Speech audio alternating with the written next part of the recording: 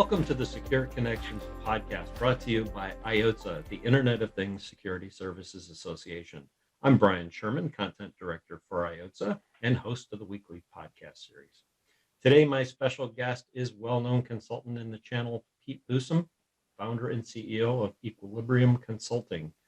In this episode, we'll be discussing the measurables in MSP marketing plans and some other related topics. Always fun to have Pete on. Welcome to the Secure Connections podcast. Hey, good morning, Brian. Thanks for having us. Always happy to have you. How are you doing? Doing great. Enjoying some warmer weather down here in South. Good. You're in the Myrtle Beach area, so I'm sure that's a little warmer than Pennsylvania. It is. It's only in the 50s, but we'll take it. That sounds quite luxurious to me.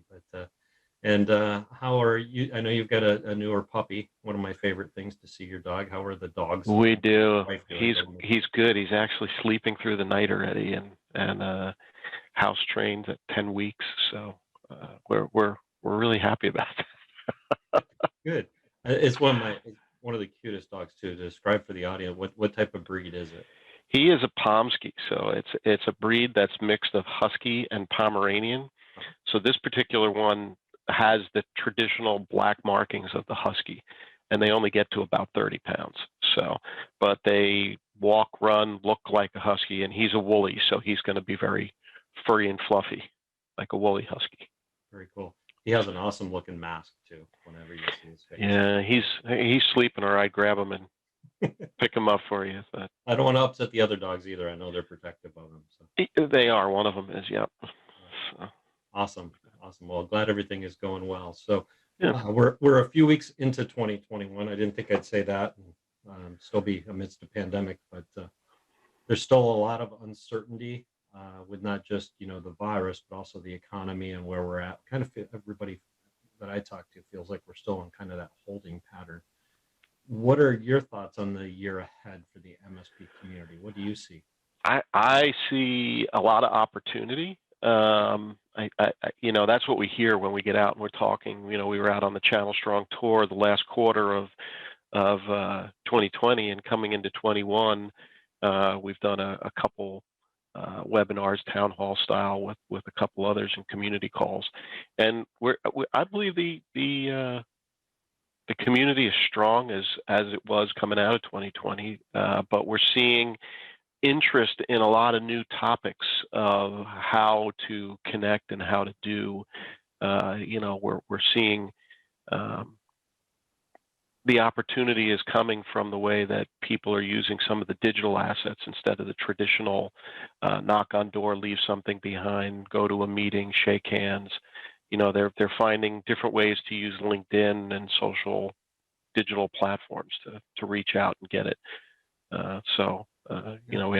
We had a fun call with PAX8 last week on it. So it was good. That's an interesting perspective, because I know a lot of people are itching to get back to what they refer to as regular activities, the things we used to do, go into live events. I know there's still some trepidation and caution around, some areas it's more open than others are, but are you seeing, many MSPs are itching to begin their in-person sales and marketing activities. Are you seeing much of that yet? Is it still... We are. We're starting to see people will go out and meet and have coffee, or go to an office and meet. Limited staff, obviously, going to present or discuss, but we're starting to see it. It's starting to happen. We're seeing different regions and pockets of it. So the central time zone up in the Ohio and Wisconsin and Michigan area, the people seem to be going out and getting some relationship build happening, while others are still delivering their proposals electronically and through Zoom. It's an interesting way to deliver it, because you're not sitting across the table, but it's a sign of the times, and it probably will continue. It's probably more efficient from that perspective. Yeah, that definitely makes sense. I know that, I've worked within churches too, and you see a lot of people that are, how can we go back to norm? Like everything that we've been doing in the last year will go away and we'll go back to where we were. I don't see it that way. I don't either. And I see all these live events being planned for Q3 and Q4, and I already hear people saying, "Oh, well, we're going on the rails now with that one," and we're thinking twice. We'll see. It's a matter of how many people get the vaccines and what the numbers look like and where the trends are. I guess is hopefully everybody makes good decisions. I know we have at this point no intention of getting into a conference center ourselves. We'll do outdoor events Mhm. like we did with Channel Strong, where we can go and set up in a parking lot and meet and partners and MSPs can come together. But I don't foresee us particularly getting into a large conference area with a bunch of different people that we just don't know what their habits are, right? So. That's true. I think that, we've been talking about looking at Q3 and Q4, not just us, but, talking to CompTIA and some of the others is, Hmm. whenever it's safe and everybody can safely go out, interact, take the masks off, hopefully we'll get to that point, and be able to, maybe we will never shake hands again, but we can do elbow bumps again, I think. Yeah, we can do elbow bumps, fist bumps, whatever. But, I think initially there's a huge demand right now because people want to get out to go see Yes. that thing. But I get the feeling that it'll be strong, and then we may back off a little bit more to the regional events and the more training focused channel events for a while. But we'll see where it lands. I think at that point. Well, I think it's like anything else in the trend that we saw this year, where spread happened, Thanksgiving, holidays. So it looks like to me, I would say we'll always see a resurgence of whatever the variant is in Q4, and have to be a little bit more diligent in Q4. Coming into Q1 each year. So maybe we'll get some in Q3. Who knows? I think the big thing is everybody's just looking at it. They're itching for it, but they're playing it by ear, right? Nobody's committing. The partners. We know that there's a couple. We know that Robin Robbins has said she's going to do. IT by Design has said that they're going to do their Q3 event live in person. So we'll see. I hope we can get to that point. Yeah, It would be nice. we just have to play it smart. But now you mentioned some of the digital ideas. So what are some effective sales and marketing strategies that can help MSPs kind of fill that live meeting gap? And what are you seeing right now? Yeah. So people are with COVID. What happened is you saw a burst of email marketing and a burst of content that was going out through Zoom and meetings, and people are kind of burned out. Like I look at my email and there's close to 400 emails in there today. You can't sift through the noise of what's important anymore. It's just I get email, customer emails me, I might miss it. I tell them send it to a ticket. If it's something that's actionable that you need from me, put it in a ticket or ping me in Teams or something like that, where that you're going to get my focus. So there's been some new things, like chatbots are good. Being able to take a chatbot that sits in your website also extends into Facebook or LinkedIn or whatever into your profiles, allows people to chat with you or extends your reach to communicate a little bit more, right? Things that you do on LinkedIn. I don't know about you, but I'm tired of somebody reaching out and saying, "Hey, let's connect." In a friendly way, and then you connect with them, and within a second of clicking accept, you've got 3 emails or in-mails in LinkedIn, and that's not a good strategy. It's just that's a strategy to get yourself blocked and removed from the list. But there are some good strategies in LinkedIn, and like I was saying, we had the PAX 8 community call, and it was really a lot of fun because everybody was contributing all their little tips of how they go into LinkedIn and how they can look at who's linked with owners and have the ability to see who's linked with who because they don't protect the list that's inside their LinkedIn. So if you don't subscribe as a premium member, you basically can't protect. So you can go in and kind of cherry pick and say, okay, I can probably pick who your customers are based on who you're linked with, Well, that's a good way to help right? kind of not only build some, I guess, surveillance, but it helps you when you're developing a relationship too, because you get a better feel for Right, where they're at, who their employees are, rather than being predatory, like you're talking about. Is let's go out on LinkedIn and right. immediately send messages. but it gives you the ability to then take a list and build a list and do some very focused campaigns on LinkedIn that are hitting. So instead of getting hit on email, people are spending more time on LinkedIn. If I can go and derive some of that information from a competitor, then shame on them for not locking it down. And good for me building my list so I can do shifting from email marketing to a sponsored marketing campaign inside of LinkedIn that's targeted, because then you can upload that list. So we're seeing some more creative things driving in the background, and certainly, we love when customers do it because we handle the whole thing for them.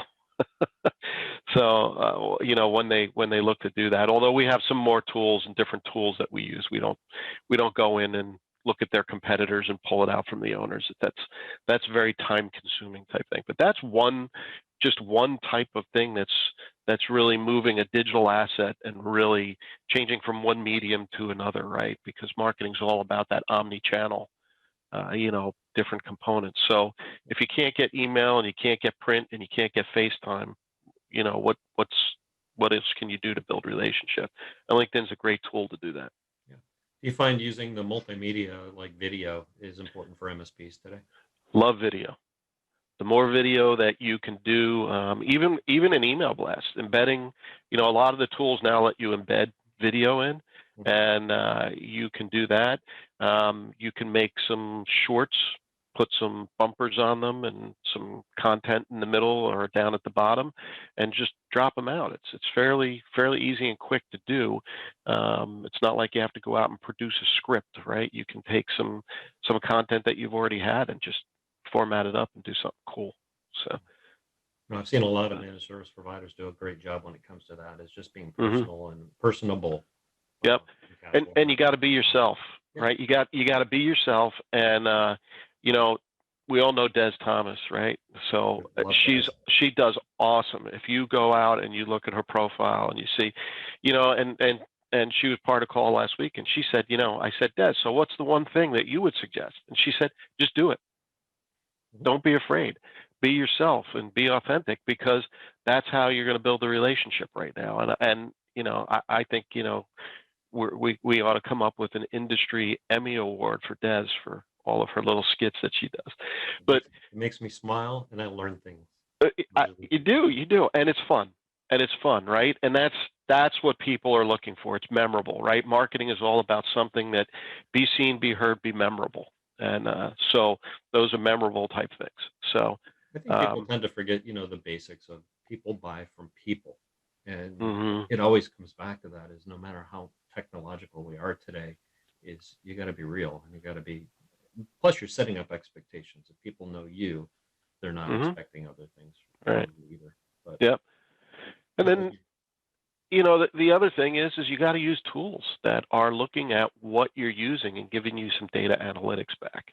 And that's a piece that happens in your maturity, your sales and marketing maturity.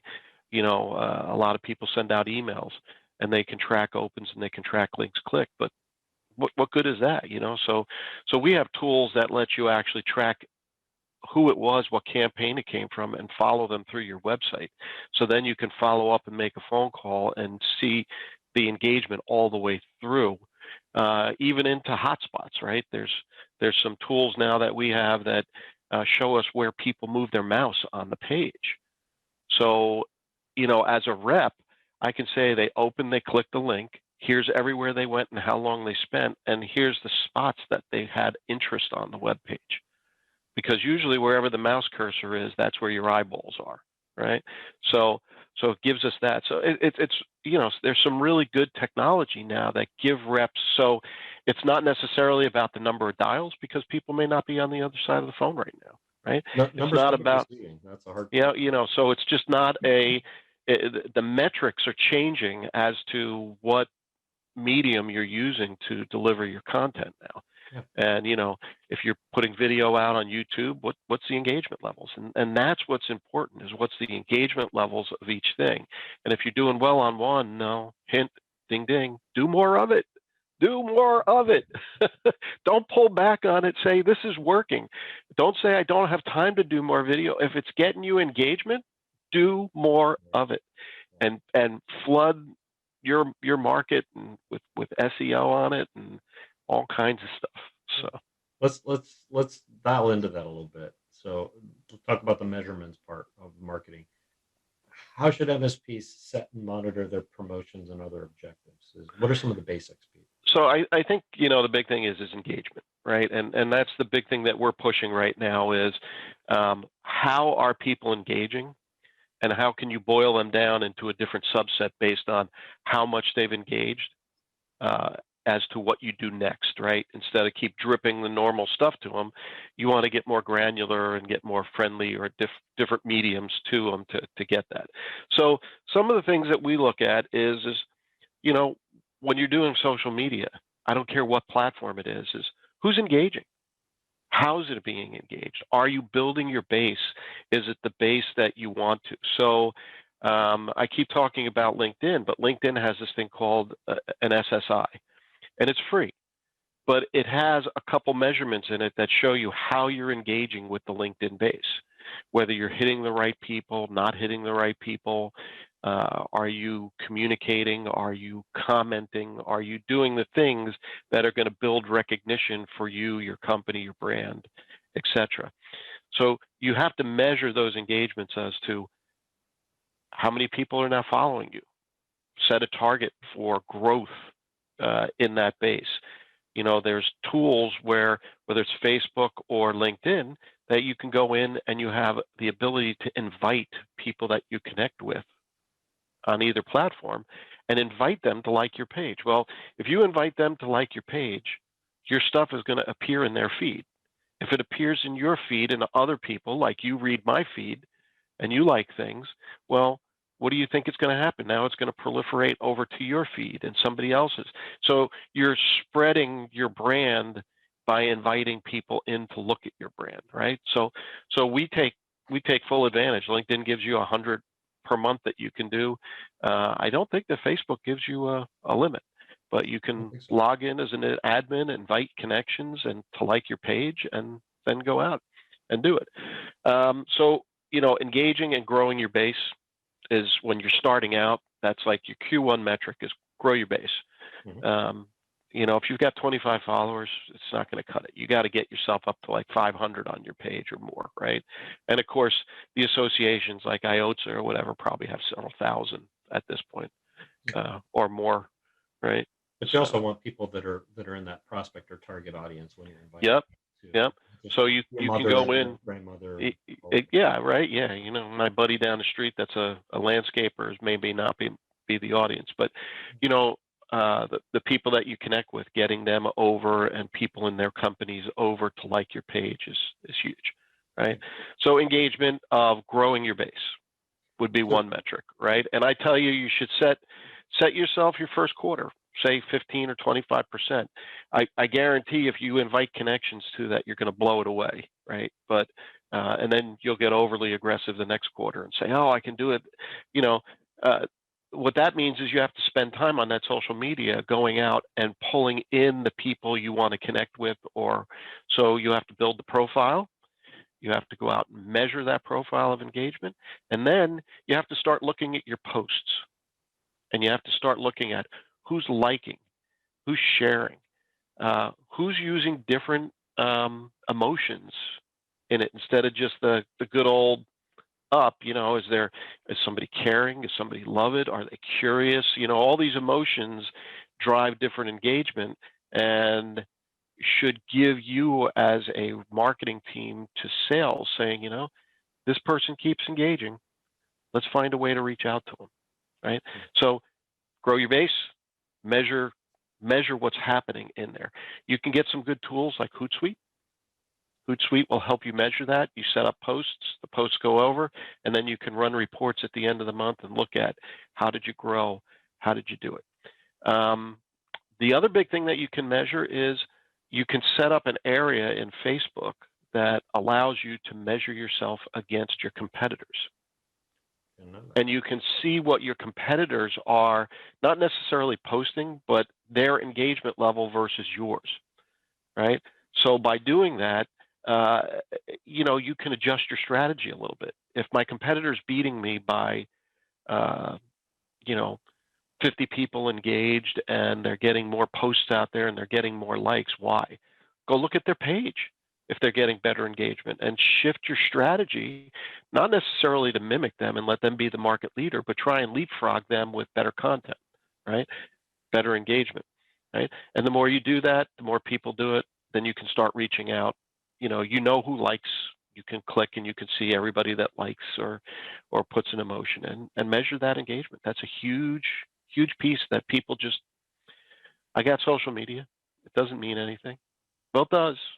Um, Hey, Pete, a good question that always comes up is how engaged should MSPs and other business leaders be to get their employees engaged with social media edition? Because when you're trying to grow it, it shouldn't just be one person doing it. It should be a team effort, right? What are some yeah, ways that you can grow? employee advocacy is fantastic, right?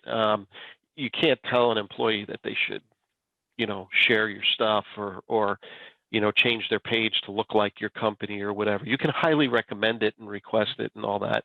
And the people that are really enthusiastic about the company will do it, right? And you can set up a template and give them the header or the different pieces so they can put it in so there's some uniformity going across. But um, we always say in marketing, your best salespeople are your technical people because they talk to your customers.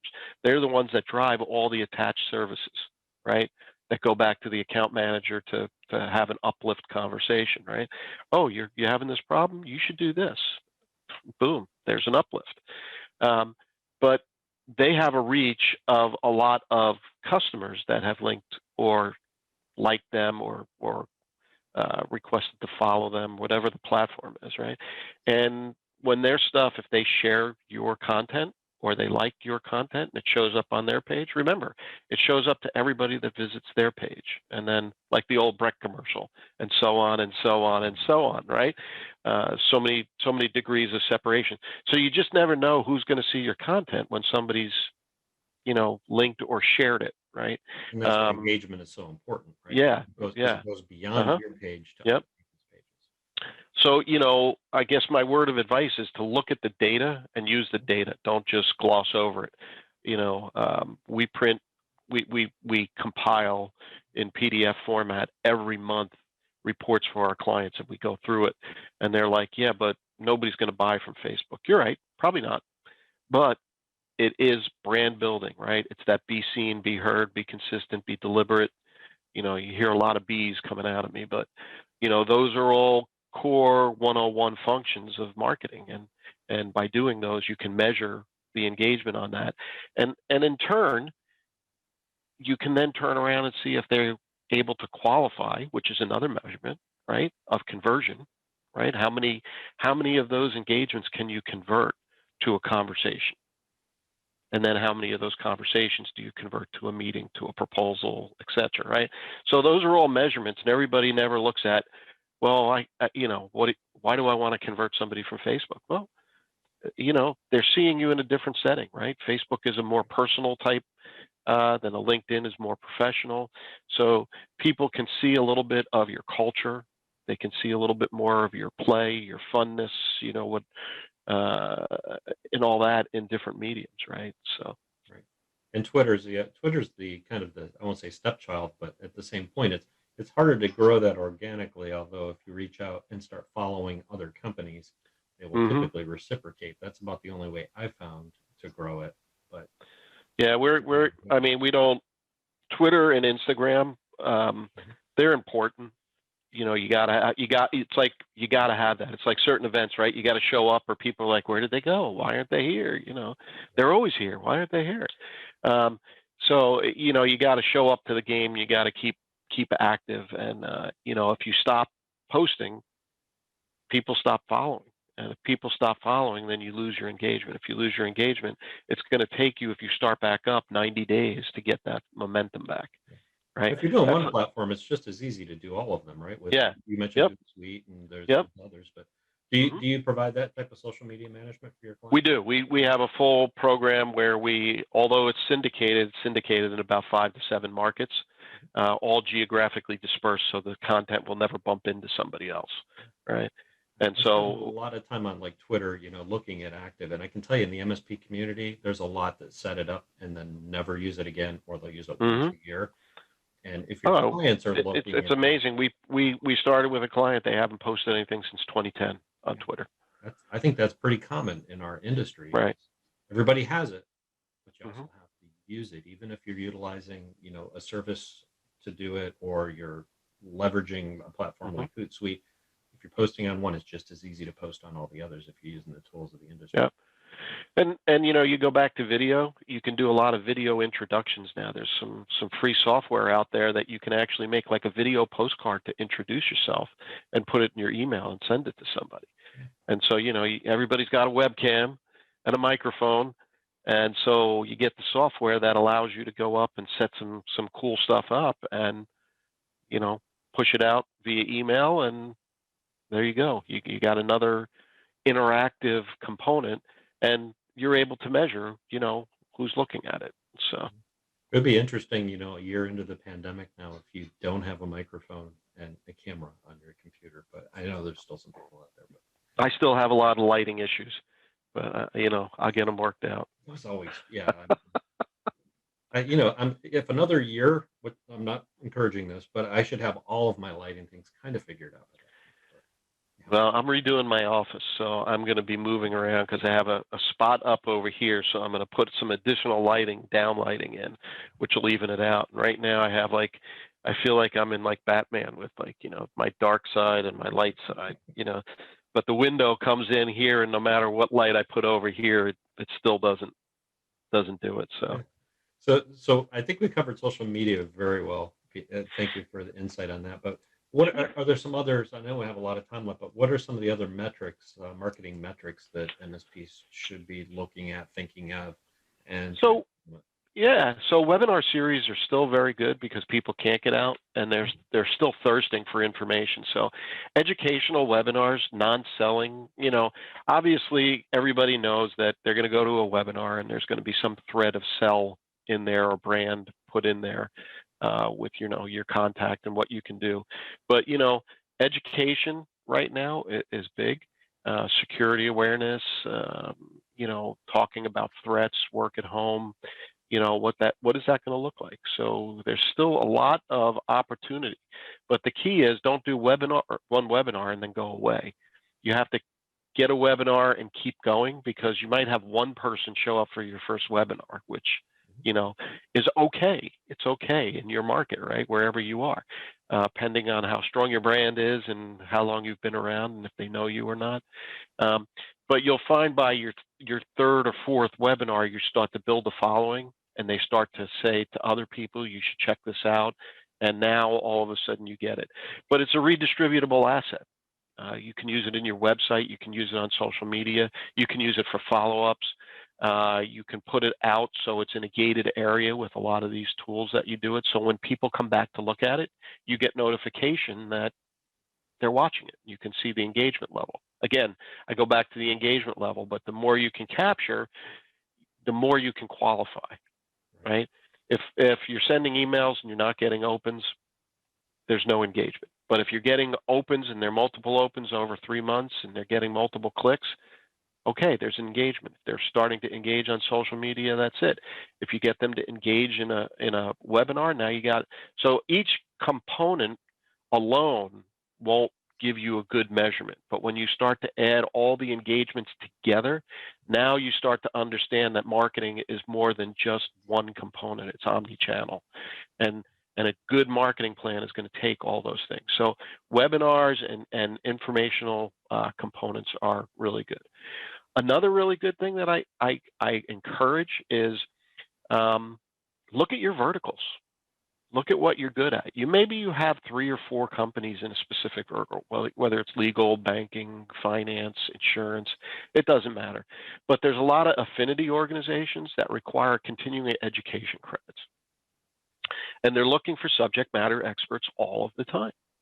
So call them and say, hey, How would you like a speaker, a subject matter expert with these credentials to speak on security so you can use it for continuing education credits?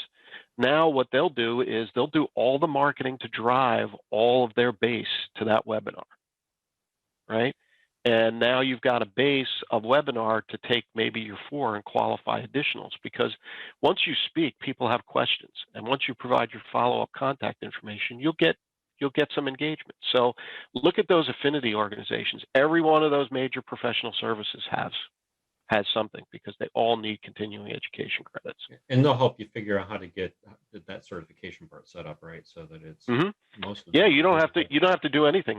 They manage the CECs with the state. So as long as you go in, they're the sanctioning body to say who was there and what credits they get. You don't even have to administrate it or monitor it. It's pretty much a hands-off. Do your presentation and present. Those are the things I love seeing with social media. You get a lot of our managed service provider friends that are sharing neat ideas, and they're here, there, and everywhere. And you wonder, why are they doing these things? And then you look back, you realize it's marketing and lead generation. It's Yep. great.